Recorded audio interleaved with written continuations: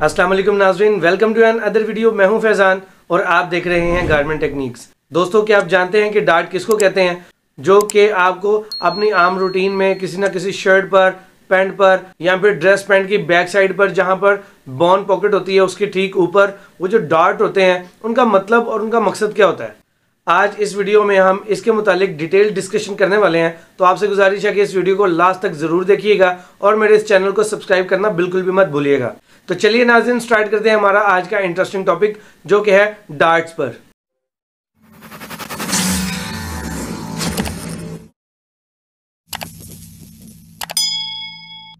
तो दोस्तों, अगर आप डार्ट को कंप्लीटली तौर पर समझ नहीं पाए आज तक, आप कंफ्यूज रहे हैं कि प्लेट और डार्ट में क्या डिफरेंस है, तो आज आप इस वीडियो में उसको कंप्लीटली तौर पर समझ जाएंगे। तो अपनी टॉपिक की तरफ बढ़ते हुए सबसे पहले हम डिस्कस कर लेते हैं शर्ट के बारे में।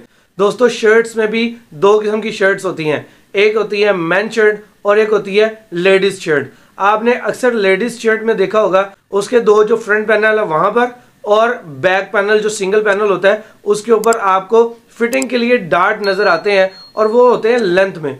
उसको लोग प्लेट भी बोलते हैं। नाज़रीन, अगर उसको हम प्लेट भी कहें तब भी वो ठीक है और अगर उसको हम डार्ट कहें वो तब भी ठीक है। वो किस तरह से? वो इस तरह से नाज़रीन कि डार्ट जो होते हैं उनको फिक्स कर दिया जाता है तो वो हो जाते हैं डार्ट, और जो प्लेट्स होते हैं वो होते हैं फिटिंग के लिए या फ्लेक्सिबिलिटी के लिए, तो उनको बोला जाता है प्लेट्स, जो कि किसी भी फिटिंग या फ्लेक्सिबिलिटी के लिए इस्तेमाल किए जाते हैं, किसी भी कपड़े में डाले जाते हैं ताकि उसकी फिटिंग जो है वो बॉडी के ऊपर बिल्कुल परफेक्ट बैठे और वो सूट करे। इसीलिए नाज़रीन, लेडीज की जो शर्ट होती है उसके फ्रंट और बैक पर डार्ट्स नुमा प्लेट डले होते हैं। इसी तरीके से अगर आजकल के दौर में हम जेंट्स की शर्ट की बात करें तो उसमें भी अब प्लेट्स वगैरह आने शुरू हो गए हैं जिनको हम डार्ट भी बोल सकते हैं। दोस्तों, चलते हुए दौर में आपको पता है कि जैसे जैसे वक्त गुजर रहा है लोगों की डिमांड्स और एक्सपेक्टेशंस जो है वो चेंज होती जा रही हैं और बढ़ती जा रही हैं, क्वालिटी को लेकर और फिटिंग को लेकर। इसीलिए अब मैन पैटर्न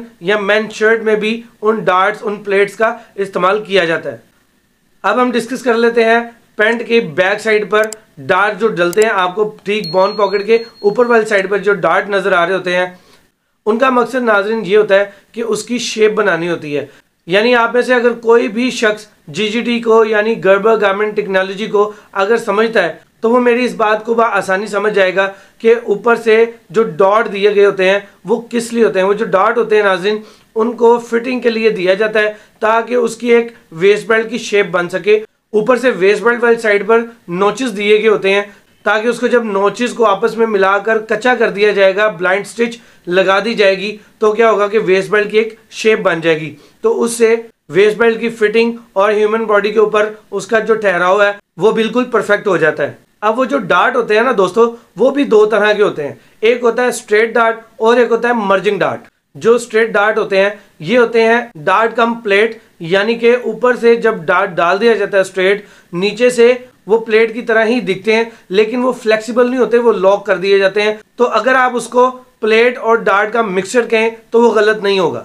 अब दोस्तों बात कर लेते हैं पैंट की जो नी है उसके ऊपर जो डार्ट्स होते हैं, एक होते हैं मर्जिंग डार्ट और एक होते हैं स्ट्रेट डार्ट। जो स्ट्रेट डार्ट है वो भी मैं आपको दिखा रहा हूँ, वो किस तरह के होते हैं वो भी आप देख सकते हैं, और जो मर्जिंग डार्ट होते हैं वो भी आपको मैं दिखा रहा हूँ, वो भी आप देख सकते हैं। दोस्तों, सबसे पहले मर्जिंग डार्ट जो है उसको समझ लेते हैं। जब भी आप बाइकर्स जीन्स बनाने जाते हैं या बनाना लेग शेप बनाने जाते हैं या फिर कोई भी फैशन आप अगर बनाने जाते हैं पैंट के ऊपर नी डार्ट्स को लेकर, तो नी डार्ट में जो मर्जिंग डार्ट होते हैं उसका तरीकाकार ये होता है कि वो नोचेस वाली साइड से उसका जो स्वइंग मार्जिन होता है वो 1.25 सेंटीमीटर से लेकर 1 cm तक होता है और आगे से जाकर बिल्कुल जीरो हो जाता है। यानी जब उसकी सिलाई लगाई जाती है तो चलते चलते उसको बिल्कुल जीरो पर लाकर खत्म कर दिया जाता है और वो फैब्रिक जो है बिल्कुल आगे से फ्लैट हो जाता है, वो प्लेट की तरह से उभरा नहीं रहता या वो प्लेट नुमा नजर नहीं आ रहा होता, इसलिए उसको मर्जिंग डार्ट बोला जाता है। और एक होते हैं स्ट्रेट डार्ट। वो जो स्ट्रेट डार्ट है वो दोस्तों होते हैं कि जब आप उसको स्टिच लगाते हैं तो बिगिनिंग टू एंड जो स्टिच होती है उसकी ब्लाइंड स्टिच, जिसको हम कच्चे की सिलाई भी बोलते हैं, वो एंड तक आपको एक ही तरह की एक ही गेज की सिलाई नजर आती है। अब वो वॉशिंग के बाद और वॉशिंग से पहले बड़ा विजिबल आपको नजर आएगा, लेकिन वो भी जब आप पहन रहे होंगे या इस्तेमाल कर रहे होंगे तो उसमें फ्लेक्सिबिलिटी आ रही होगी और वो भी सिटिंग और राइडिंग पोजीशन के लिए वो डार्ट भी बड़े आइडियल होते हैं।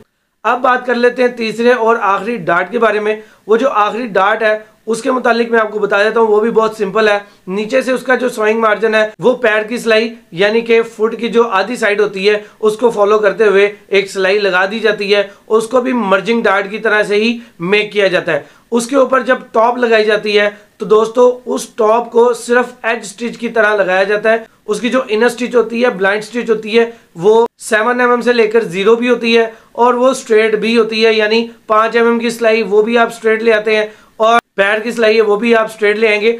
और इसके ऊपर वाली जो सिलाई होती है वो एज स्टिच ही लगाई जाती है। आपको ऊपर से वो सिर्फ और सिर्फ किनारे की सिलाई नजर आती है। वो भी इन्हीं दो तरीकों के फॉर्मूला से बनी होती है, या वो मर्जिंग डार्ट होता है या वो स्ट्रेट डार्ट होता है। जो स्ट्रेट डार्ट होगा उसके ऊपर आपको आगे से प्लेट बनी हुई छोटी सी नजर आएगी, क्योंकि उसका स्वाइंग मार्जिन जो था अंदर वो कम था, 7 mm या हाफ सेंटीमीटर था।